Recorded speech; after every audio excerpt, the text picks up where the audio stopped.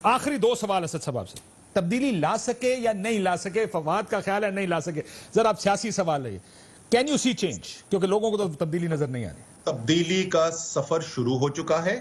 क्या पूरा पाकिस्तान नया पाकिस्तान बन चुका है? आज नहीं, लेकिन क्या नया पाकिस्तान बनना शुरू हो चुका है? बिल्कुल। और उसकी मैं मिसाल को आपको एक दो छोटी छोटी अगर मिसाल दे दूं, वो मिसालें छोटी हैं लेकिन वो सी चेंज है पाकिस्तान के लिए। ये जो अभी शुगर कमीशन बना, जिसको आपने वो केस बना दिया जहांगीर तरीन मुकाबला असद उमर, उससे कोई ताल्लुक ही कोई नहीं था। ये पाकिस्तान की पावर स्ट्रक्चर में, हमारे एलीट स्ट्रक्चर के अंदर ये वहमो गुमान से आगे थी बात कि इतने पावरफुल एग्जिस्टिंग इंटरेस्ट जो तमाम सियासी पार्टीज को भी रिप्रेजेंट करते हो, उनको इस तरीके से एहतसाब के सामने पेश कर दिया जाए। ऐसी शफाफ इंक्वायरी हो जिस इंक्वायरी के अंदर असद उमर पे भी तनकीद हो। भाई वो कहते मैंने आज भी चीनी 80-85 रुपए, आटा महंगा। मसला ये है, देखिए आपने एक चीज कर दी, आपने कहा था इदारे बनाएंगे, इदारे फायदा देंगे लोगों को। एक आधी कमेटी बनाने से तो नहीं होगा, कल आप जाएंगे दोबारा बिजनेस एज यूजुअल हो जाएगा। काशिफ, मैं आपसे एक सवाल पूछता हूं, क्या हमारा आजाद अदलिया ने हमें वो इंसाफ का निजाम दिया जो आप और मैं, जो लॉयर्स मूवमेंट के अंदर जब सफर में शामिल थे, जो हम एक्सपेक्ट करते थे? नहीं दिया। जवाब है उसका, नहीं दिया। क्या वो स्ट्रगल गलत थी और वो बेसूद? बिल्कुल ठीक, बिल्कुल नहीं थी, बिल्कुल नहीं थी, क्योंकि उसने वो ग्राउंड बना दिया, उसने वो कंडीशंस क्रिएट कर दी कि आज नहीं तो कल। वैसे भी एक नाकामी की वजह से आप अपनी लड़ाई नहीं छोड़ देते। ये नहीं हो सकता कि आप एक छोटी लड़ाई हार जाए तो आप बड़ी जंग छोड़ देते हैं कि आप लड़ते रहते हैं।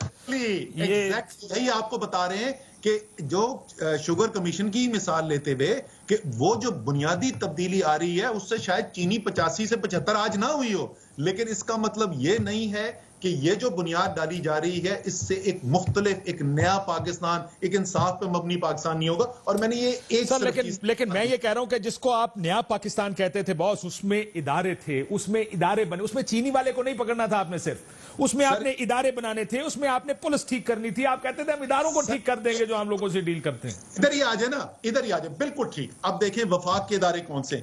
इसी कमीशन की रिपोर्ट के अंदर SEC, security and exchange commission किस तरीके से कॉम्प्रोमाइज हुआ और उसको ठीक कैसे करना है। कंपटीशन कमीशन ऑफ पाकिस्तान किस तरीके से कॉम्प्रोमाइज हुआ, उसको एलीट के हत्या से बना के उसको रिफॉर्म कैसे करना है। FBR किस तरीके से कॉम्प्रोमाइज हुआ, उसको कैसे ठीक करना है। FIA की जो इन्वेस्टिगेटिव कैपेसिटी है उसको कैसे स्ट्रेंथन करना है। ये रिपोर्ट जो है मेरे भाई, ये रिफॉर्म की रिपोर्ट है। ये स्ट्रक्चरल इंस्टीट्यूशनल रिफॉर्म, वो चीजें जो काशिफ अब्बासी और असद उमर के दिल के करीब है, ये उन चीजों की रिपोर्ट है। वही तो मैं आपसे बात कर रहा हूं। हाँ सर, लेकिन काश के ऐसा होता, क्योंकि मैं एक चीज बार बार कोट करता हूं। मैं आपके CM के पास फर्स्ट टाइम उनसे मिलने गया, मैंने उनसे कहा जी आपने ये दुरानी साहब को भेज दिया जिन्होंने पुलिस रिफॉर्म करना था वहां पे। उन्होंने कहा जी मैंने दुरानी साहब को कहा पहले इतना सा इलाका लेना छोटा सा, पहले मुझे ये ठीक करके दिखाएं, फिर मैं ये फैसला करूंगा कि मैंने आपको बाकी पंजाब ठीक करवाना है या नहीं। वो वहां से चले गए और किसी ने यहां से खड़े होकर, वो 1.5 साल हो गया, किसी ने ये नहीं कहा, ना इमरान खान चेयरमैन तहरीक इंसाफ, वजीर आजम पाकिस्तान जो कहते थे कि हमें नहीं करना, कि ये क्या हो रहा है, क्यों पुलिस आज ठीक करने की तरफ वो सूबा नहीं जा रहा। ये सवाल मैंने नहीं सुना आज भी। सही। अच्छा देखें, मैं जैसे मैंने कहा, मुझे नहीं पता कि क्या बातचीत हुई उस्मान बुज़दार के दरमियान और दुरानी साहब के दरमियान। दुरानी साहब ने बहुत जबरदस्त काम किया था खैबर पख्तूनख्वा में, उसमें कोई शक ही नहीं है।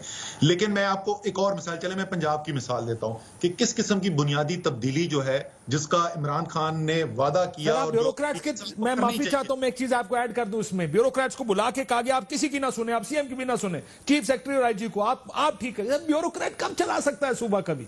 It has to be led by the political leadership.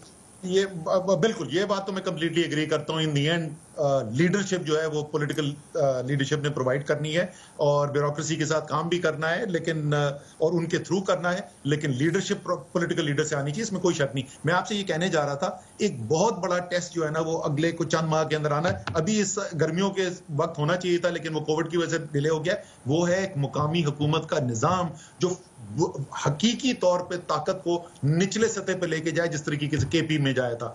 सो अगला वो है। फिर जो लीगल सिस्टम के रिफॉर्म के लिए जिसका कानून बन चुका है, उसकी इंप्लीमेंटेशन की तरफ जा रहे।